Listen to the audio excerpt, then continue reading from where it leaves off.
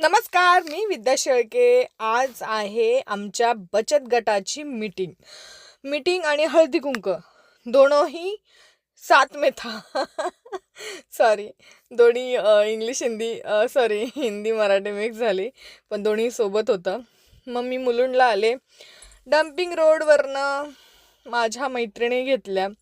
बचत गटाच्या फ्रेंड आहेत ह्या माझ्या सगळ्या.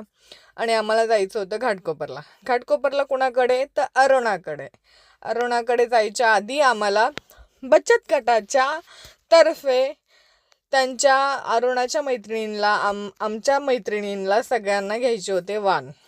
ते वाण घेण्यासाठी आम्ही आलो परत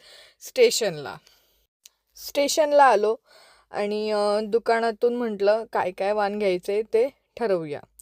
दुकानात आलो, वाण घेतले सगळ्यांचे वाण घेऊन परत निघालो अरुणाच्या घरी, म्हणजेच घाटकोपरला. मुलुंडवरनं मग ईस्टवरनंच हायवे पकडायचा होता. तर म्हटलं चला, त्याच्या आधी मलाच भूक लागलेली, त्यामुळं म्हटलं भाऊचा वडापाव पण इथे जवळच आहे आणि खूप छान टेस्टी असतो, त्यामुळं तोही ट्राय करूया म्हटलं. भाऊच्या वडापावकडे गेलो, तिथून वडापाव वगैरे घेतले आणि लगेच निघालो पुन्हा घाटकोपरच्या दिशेला. ईस्ट वेस्ट ब्रिज क्रॉस केला, रेल्वे ब्रिज, आणि लागलो परत लगेच हायवेला आलो. आणि थोड्या वेळातच लगेच आमचं असं होतं की पटकन पोहोचायचं आहे, कार्यक्रम आटपायचा आहे, कारण की हिसाब पूर्ण 6 वर्षाचा होता. त्यामुळं बचत गट जसा स्टार्ट झाला तेव्हापासनं तर आत्तापर्यंत 2019मध्ये बचत गट आम्ही सुरू केलेला.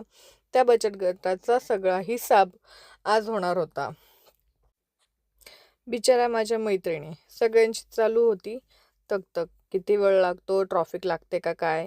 पण आज बऱ्यापैकी ट्रॉफिक लागली नव्हती आम्हाला. ट्रॉफिकही लागली नाही आणि हे पण मध्येच बाईकवाले वगैरे मध्येच गाड्या उभ्या राहत होते. पण तरी पण म्हटलं चला आपण आपल्या कामाकडे फोकस करूया.